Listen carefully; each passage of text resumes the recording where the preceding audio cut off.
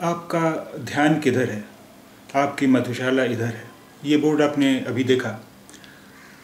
ये दरअसल एक शराब की दुकान है। अभी सुबह के 8:30 बजे हैं, इसलिए दुकान बंद है। लेकिन ये शराब के एटीएम के तौर पर काम कर रही है। आपको शटर बंद नज़र आएगा, लेकिन अभी आप देखेंगे कि इस शटर में नीचे जहाँ पर नाली है, नाली से थोड़ा ऊपर कुछ जगह छोड़ी गई है जिसमें से पैसे अंदर जा सकते हैं और शराब की बोतल बाहर आ सकती है।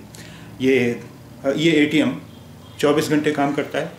आप किसी भी वक्त यहाँ से शराब ले सकते हैं। ये अलग बात है कि इस वक्त आपको दवा की सारी दुकानें बंद मिलेंगी। दवा की कोई दुकान आपको इस वक्त यहाँ आसपास में खुली हुई नहीं मिलेगी, लेकिन यहाँ दवा नहीं मिलती है तो क्या हुआ, यहाँ दारू तो मिल जाएगी।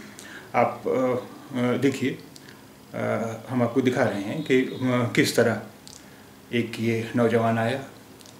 उसने पहले शटर के पास खड़े होकर अपनी रिक्वेस्ट भेजी, उसके बाद नीचे से पैसे भेजे, पैसे अंदर गए। जाहिर सी बात है पैसे गिने गए होंगे, उसमें वक्त लगा।